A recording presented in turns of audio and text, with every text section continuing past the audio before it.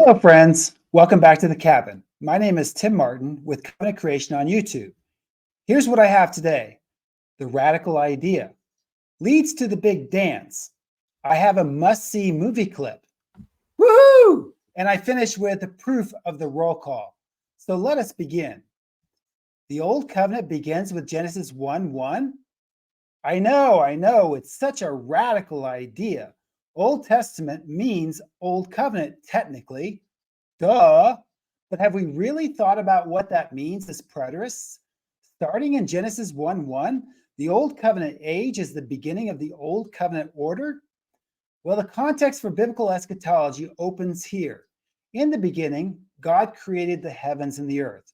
And that Old Covenant creation is the heavens and earth that will pass away at the end of the age. It all begins in Genesis 1:1 as the beginning of the story. Yes, that's where the law and prophets begin, so why shouldn't we? And I believe I can prove it by the end of this video.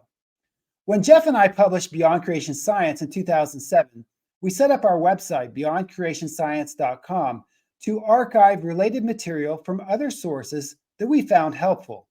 The last paragraph of our introduction in the book invited the reader to join us there for further discussion and developments. We knew that we wanted to continue to study Genesis creation issues from the perspective of fulfilled eschatology. We knew that we raised a lot of questions for the reader. We also knew that we didn't even ask some questions. Those are the hard ones. But our idea was to use the BCS website as an archive to develop further studies of things introduced by the book, but not developed in the book. And those other questions that we didn't even bring up in the book? Well, more on that soon. But Beyond Creation Science is a primer, more like a suggestion that points the way forward for covenant creation studies. We have a webpage on our site called Related Articles and Recordings that serves as this handy-dandy location to file away whatever strikes us as intriguing and helpful. That's the place you need to go if you want to find all kinds of odds and ends that are kind of sort of related to the topics in the book. Related Articles and Recordings. I'll leave a link in the description. But if you want to understand how covenant creation has developed since 2007, you will see our footprints there. Well, there was one particular article that I happened to find right off the bat for the new website, and I added it to that page for future reference. It had made some interesting connections between Israel and Adam, so I thought, hey, that's interesting, and into the archive it went. It is titled Israel and Adam, Creation as Old Covenant, but I didn't think all that much about it when I first read it. Well, last winter I was cleaning up the website because we had a lot of dead links and missing articles that were accumulating and needed to be removed. While doing this long overdue chore, I ran into that old article from 2007 and took a fresh look into it. Remember, our radical idea is that the Old Testament is the Old Covenant beginning in Genesis 1:1. It's so radical that, it actually takes a Roman Catholic theologian to lay it out properly for everyone to see. But not a lot of preterists read Roman Catholic theology. Here, take a look. The title is clear, Israel and Adam, Creation as Old Covenant. It's listed on the Catholic Exchange, dated August 21st, 2007, by an author named Jacob Michael. And I want to examine only a portion of the article here today, but I do highly recommend reading the whole thing. It's listed on the homepage of the BCS site and in the description below. Now watch the clever way it opens and keep eschatology in the back of your mind while you follow along.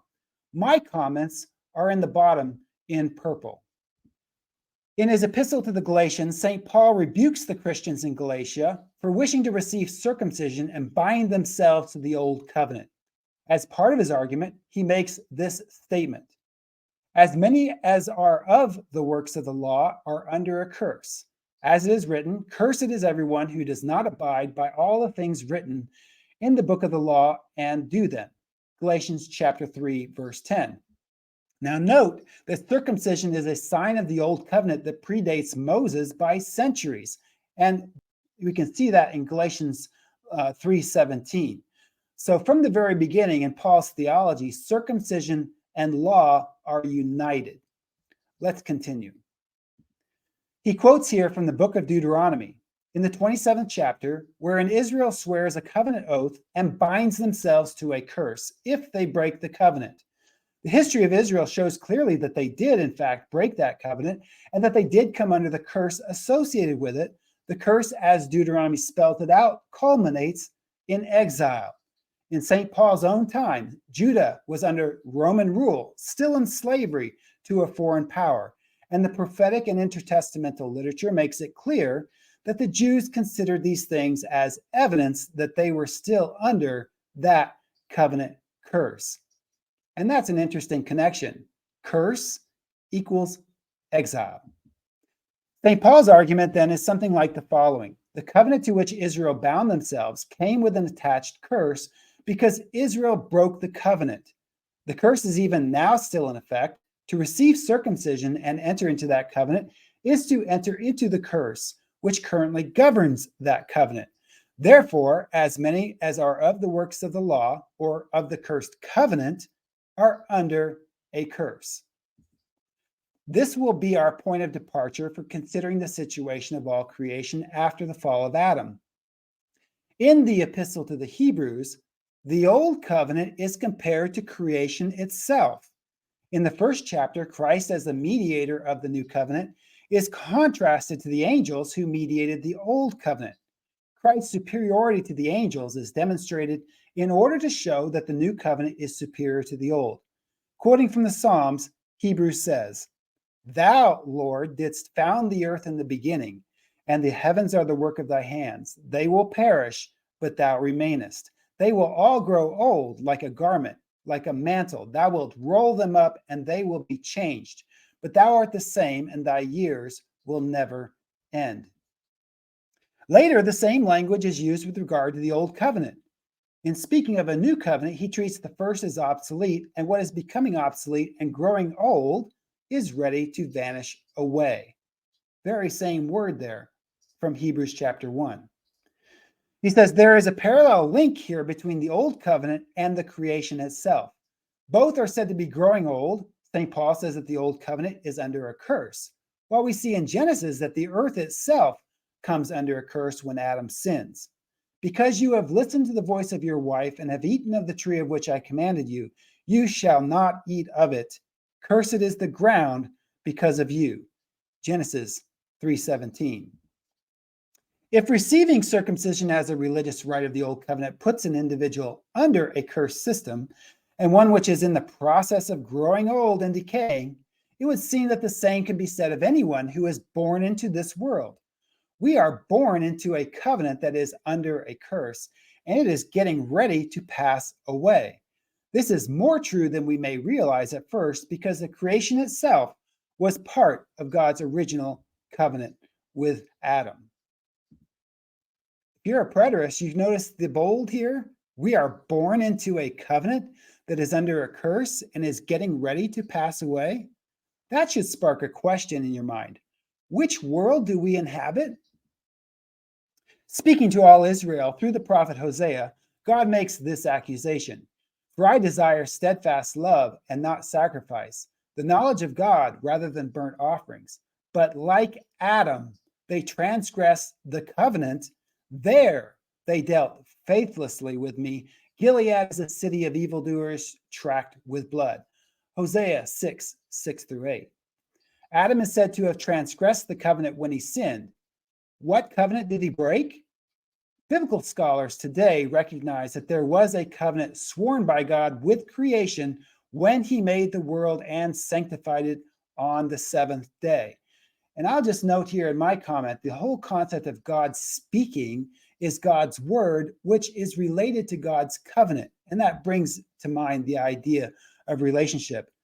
Also notice that Hosea 6 shows that Israel's story unfolds like Adam's story.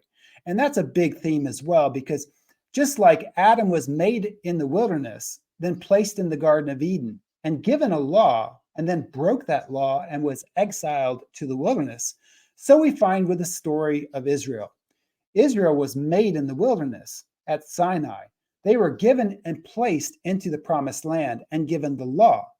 and they broke the law, and then they were exiled into the wilderness. After the flood, God said to Noah, "Behold, I establish my covenant with you and your descendants after you, and with every living creature that is with you, the birds, the cattle, and every beast of the earth with you, as many as came out of the ark." The Hebrew word used here has the following range of meaning: establish, confirm, fulfill, fix, persist, continue, or accomplish. The sense here seems to be that God is renewing with Noah an already existing covenant. That already existing covenant was first sworn with Adam as the covenant representative of all creation. We learn this from a semantic study of the word seven. It was on the seventh day that God blessed and sanctified his creation. But the Hebrew word for seven, Shiva, also has a verbal form that means to swear an oath. The swearing of oaths, scripturally speaking, is what creates a covenant. And to his insight about the sevening or Shiva of a covenant, the terminology in Genesis 1:1 is BARA for create. And it's only used in Genesis 1:1. The term BARA is used in Genesis 1:1, Genesis 1:21, and Genesis 1:27. And if you look very carefully at what's being BARA, what's being created, it actually matches temple architecture, because in Genesis 1:1, we have the creation, the BARA of heavens and earth. In Genesis 1:21, we have the BARA of sea creatures and birds of the air. And in Genesis 1:27, we have the BARA of Adam. And that matches perfectly to a temple architecture context. We also see BARA used in Isaiah 65:17. Behold, I create new heavens and new earth. It's the very same word. And BARA carries a meaning to bind, with a connotation of fattening related to sacrifice. And I hope that gives you a hint about how the language of Genesis 1 is pointing in a covenant direction. But there's also elements within Genesis in the creation account. Thus, the heavens and the earth were finished, and all the host of them, Genesis 2:1. Well, the word host there is used all over the Old Testament for God's army. It's God's people. Israel came out of Egypt as a host, same Hebrew word. And then you also have Genesis 2:4. These are the generations of the heavens and the earth when they were created. So the text itself in Genesis 1 and 2 is telling you that it's the creation of a people. The creation is the beginning of God's old covenant people with Adam, just like the new covenant or the new creation is the new beginning of God's new covenant people with Jesus. Let's continue in the article. The connection between the old covenant and the cursed covenant of creation leads us to some new considerations as well. And who boy does it ever. But in a way, it can be seen that what makes the old covenant old is its temporal quality, the fact that it is passing away. What makes a new covenant new, conversely, is the fact that it is eternal, hence the frequent combination of the terms new and eternal covenant. But it would appear then that the old covenant of creation is also going to undergo a similar kind of change, not an annihilation or an abrogation, but a recreation or a kind of purification. In purification by fire, we find precisely this process. All that is temporary and flammable is burned away, while what is truly lasting, the gold, silver, etc., remains. This is precisely the imagery that St. Peter uses when he says that the elements will be dissolved with fire, and the earth and the works that are upon it will be burned up, in order to give way to a new heavens and a new earth in which righteousness dwells. 2 Peter 3, 9 through 13. Now, if you're a preterist, that citation should pop right off the page at you. Notice the bold: the elements will be dissolved with fire, and the earth and the works that are upon it will be burned. A new heavens and a new earth in which righteousness dwells. My comment here is that the elements to be burned directly relate to Genesis 1 creation, according to 2 Peter 3:5 in context. Let's continue with the article. In a way, then, it can be seen that we who live on this earth are still, in a sense, living under the old covenant, or better put, we can see how the new covenant has been inaugurated and we are part of it, but yet we still await its fulfillment. We still live in a period of overlap in which the new covenant has come, but the old covenant with creation lingers and awaits the moment when it will be dissolved by fire, burning away all that is temporal and not of eternal quality. The similarities with purgatory are too striking to miss. Now, note here how Roman Catholic doctrine on purgatory is actually a doctrine related to futurism. Why does the Roman Catholic need purgatory? Because redemption is incomplete. They are awaiting the final consummation. Notice also that the author claims we live in the Genesis 1 world now until the fulfillment of 2 Peter 3, until the consummation. And notice also that the author utilizes the unique last days transition period, and we might call this partial preterism. He says, we are born into an old covenant that is cursed, and by nature we are in a covenant with hell. This invalid covenant must be renounced in favor of renewal of the only true binding covenant, the one God has already sworn and fully ratified through the new Adam. Slavery to the old covenant ends in destruction, for that covenant with hell is marked for burning. This earth, as St. Paul also says in Romans 8, is awaiting its final purification and redemption, and all that is temporal in it will be dissolved by fire. Now note here, isn't this getting interesting as a preterist? His futurist view of Romans 8 is due to his material creation view of chapter 1. So let's continue. Here's the conclusion of the article. The sons and daughters of God know this, like Abraham, as it was said in Hebrews 11, we know that we are strangers in a strange land. We are looking forward to an everlasting kingdom and city, one that is built by God. Therefore, we must not become attached to what is temporary, but always be willing to renounce it, as we do in the baptismal vows, in favor of the new and eternal covenant, which will redeem not only our souls, but creation itself. Isn't that an interesting description of Roman Catholic futurist theology? The Old Testament is the Old Covenant, but there is a sense, according to Jacob Michael, that the Old Covenant continues on until the passing away of heaven and earth. Maybe spiritually, Christians live in some sort of inaugurated new covenant, but the Old Covenant, heavens and earth, continues until the consummation. And that's classic futurist theology, perhaps resembling, as I mentioned, partial preterism. In fact, Ken Gentry would agree with that. N.T. Wright would agree with that. G.K. Beale would agree with that as well. Doug Wilson, Peter Leithart, James B. Jordan, that is classic partial preterism. And you might say to yourself, that's just Roman Catholic theology. We are Protestants, so we don't believe any of that Roman Catholic bunk. Okay, well, let me bring in a quote from John Calvin from his commentary.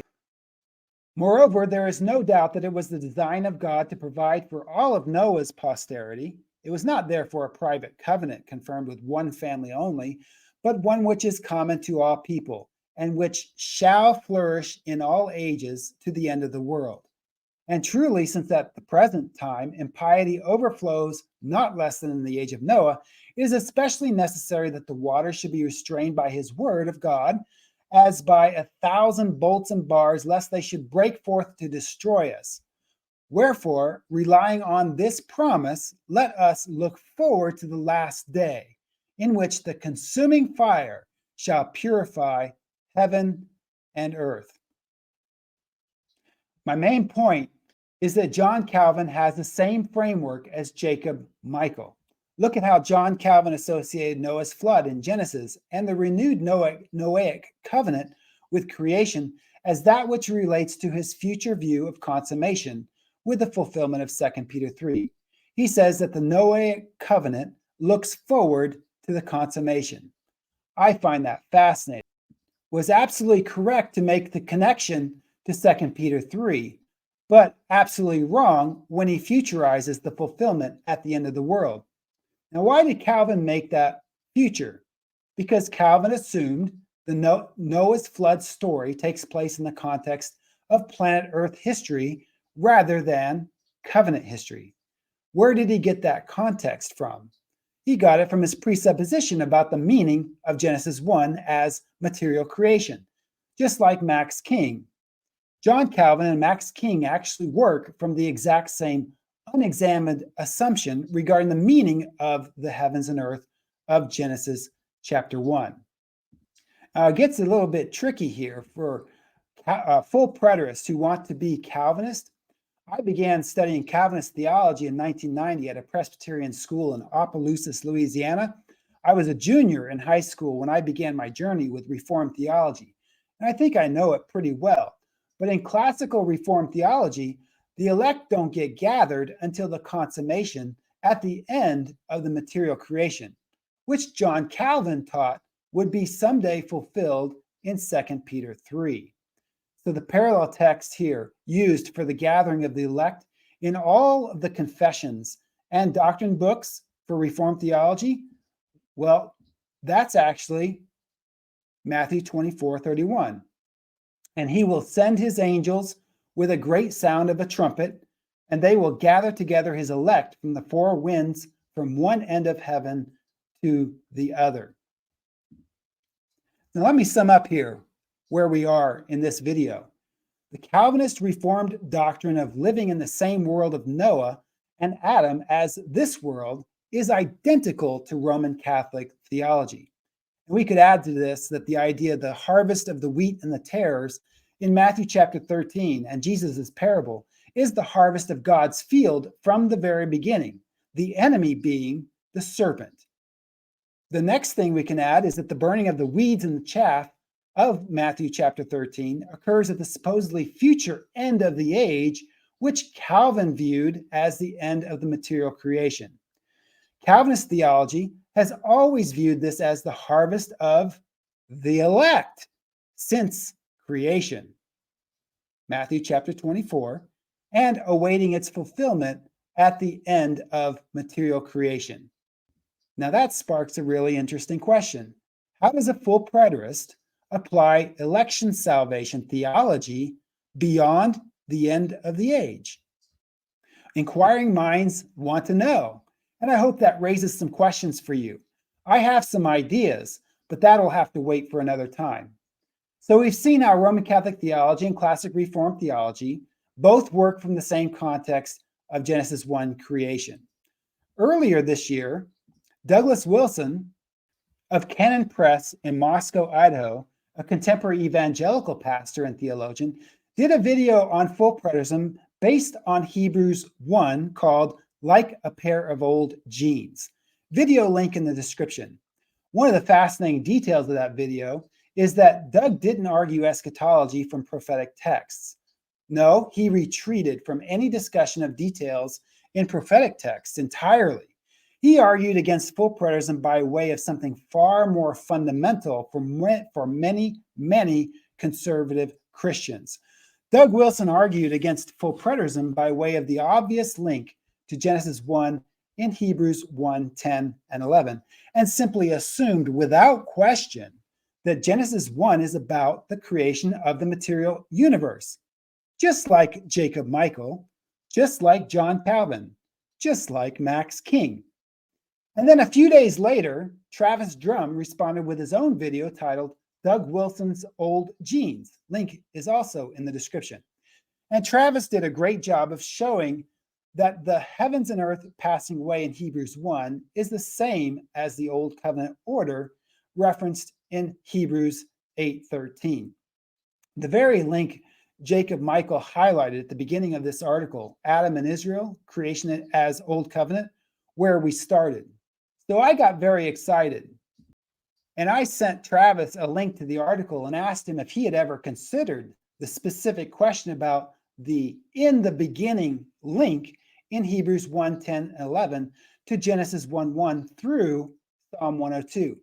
I asked Travis, have you ever considered that Genesis 1, 1 is the beginning of the Old Covenant passing away?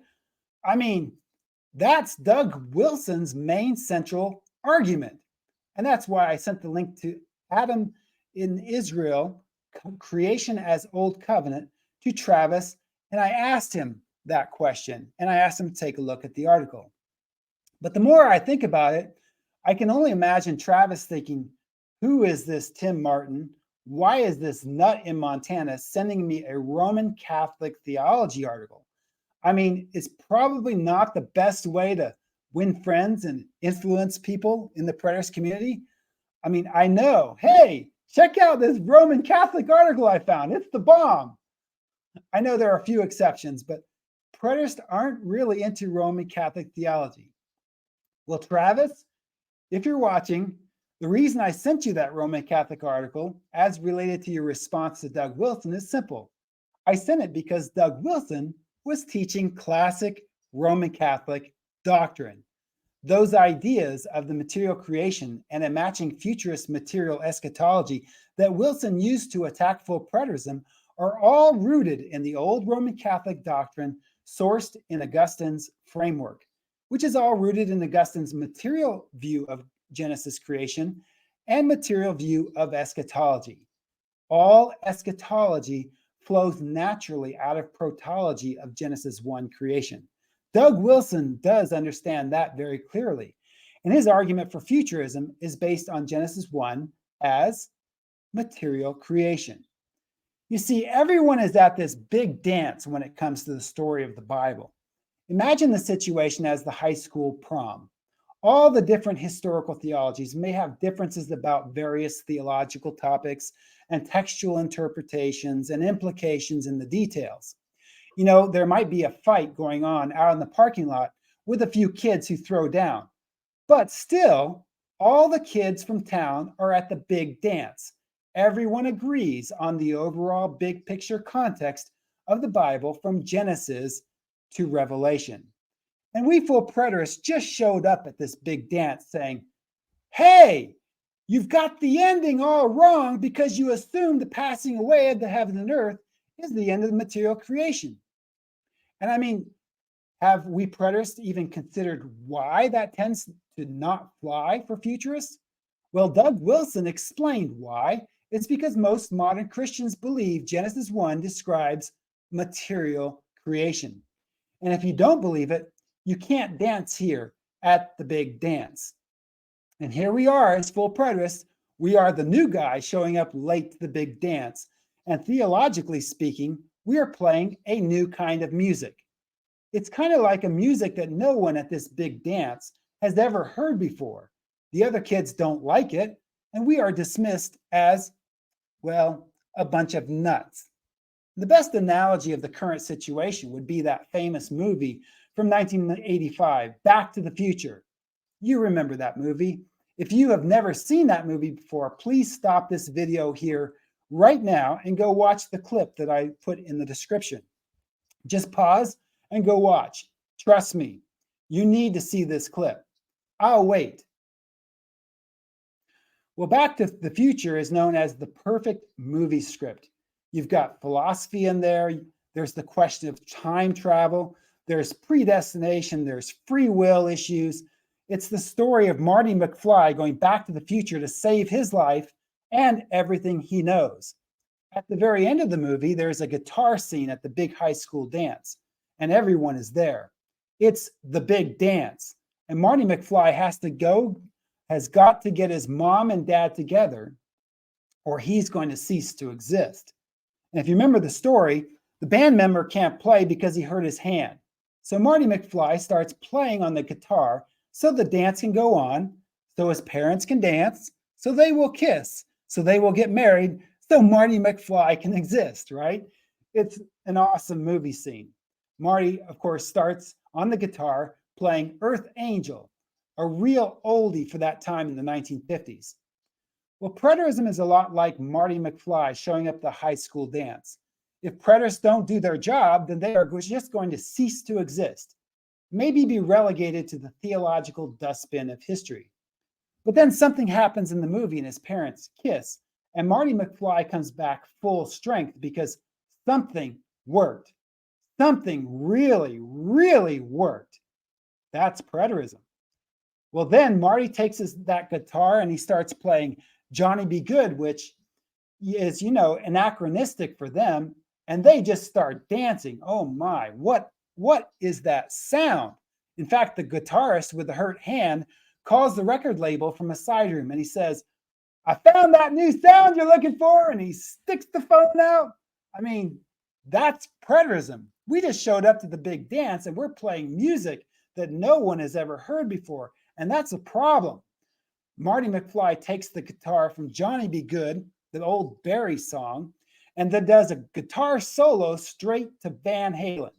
It's like at the very end. And I mean, the scene is awesome, but it's like the perfect metaphor for preterism. By the time he gets done, Marty McFly looks around and everyone is shocked, just shocked. There's the principal over of the school and he's like doing this. That's preterism. The principal doesn't want to hear it. Well, we just showed up to the big dance and we're playing music that no one has seen yet, and they have no idea of what we are doing. Of course, we're heretics or whatever, but we're showing up to a really big dance and we're playing Van Halen at the high school dance of the 1950s, and no one knows what to do about us. Well, carry on that metaphor now, and I'm going to take up that guitar. I'm going to play something new, and let's see what you think. The promise to Israel and Adam throughout the Old Testament is that God's people will be redeemed from their sin and breaking of the covenant. It's all over the prophets. Although Israel is in exile due to their disobedience, just like Adam was exiled from the Garden of Eden, God was going to do a work that will redeem all of God's people once and for all. Daniel sets the timing of this redemption from sin as patterned off the 70-year exile in Babylon in his own day. Just as Israel would spend 70 years in captivity in Babylon, Persia, and Greece, there would also be a greater captivity until the consummation when redemption would be fulfilled. That's the context for the 70 weeks prophecy in Daniel 9.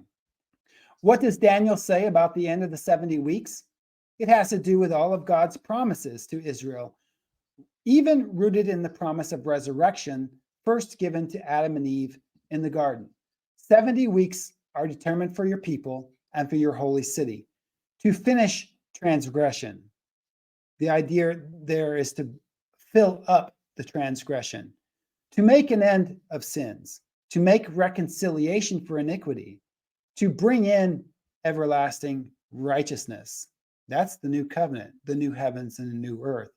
To seal up vision and prophecy, and to anoint the most holy. That has the idea of a new temple, because back when Solomon built the temple, it was anointed. The most holy place was anointed to begin its function. We see here in 1 Corinthians 10 that Paul places their time at the end of the ages. Now, all these things have happened to them as examples, and they were written for our admonition, upon whom the ends of the ages have come. And this idea of the atonement for sins is the big theme in Hebrews.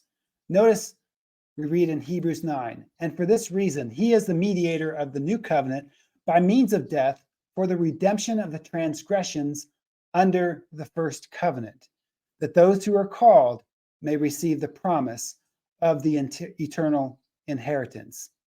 Now, who lived and committed sins under the first covenant? Well, Hebrews carries on and talks about all these, having obtained a good testimony through faith, did not receive the promise, God having provided something better for us, that they should not be made perfect apart from us. Well, what is the context of Hebrews 11:39 and 40? Notice that Hebrews 11:3 opens with a reference to Genesis 1 creation and then gives a roll call of the old covenant faithful. And so I have a question. Actually, I have many questions. Did Jesus die for the sins of Abel? Yes. Did Jesus die for the sins of Enoch? Yes. Did Jesus die for the sins of Noah? Yes. Did Jesus die for the sins of Abraham? Did Jesus die for the sins of Sarah? Yes. Did Jesus die for the sins of Isaac? Yes. Did Jesus die for the sins of Jacob? Yes. Did Jesus die for the sins of Joseph? Yes. Did Jesus die for the sins of Moses? Yes. Did Jesus die for the sins of Rahab? Yes. Did Jesus die for the sins of all the rest that are listed in Hebrews chapter 11? Well, yes, but no. Notice, 9 has already told us, and for this reason, he is the mediator of the new covenant by means of death for the redemption of the transgressions under the first covenant, that those who are called may receive the promise of the eternal inheritance. So here's a covenant creation proof. Hebrews 9:15 in context with Hebrews 11, and the roll call of God's faithful Old Covenant people shows the Old Covenant is the Old Testament, beginning in Genesis 1:1. Conversely, if any of those listed in Hebrews 11 are not under the first covenant, then they aren't redeemed by the redemptive sacrifice offered by Jesus, according to Hebrews 9:15. And do you remember the text in Revelation 21 we talked about earlier? Well, notice the similarity of language between Hebrews 9 and Revelation 21. And for this reason, he is the mediator of the new covenant by means of death for the redemption of the transgressions under the first covenant, that those who are called may receive the promise of the eternal inheritance. All those listed in Hebrews chapter 11. But notice the parallel to Revelation 21:1.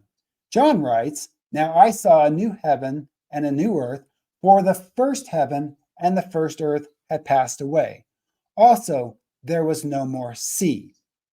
So here's another covenant creation proof. Hebrews 9:15 identifies the Old Covenant as the Old Testament beginning in Genesis 1:1. We see that with Hebrews chapter 11. But Revelation references the same first heavens and earth as Hebrews 9:15.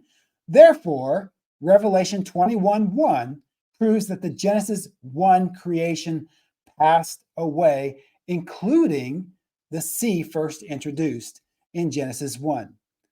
Genesis 1 cannot be material creation if full preterism is true. Does that raise some questions for you about the implications of preterism for Genesis creation? Well, welcome to the big dance. Are you ready for some new music? Don't worry, the kids are gonna love it. If you enjoyed this video, please like and subscribe. Until next time, I am Tim Martin with Covenant Creation on YouTube.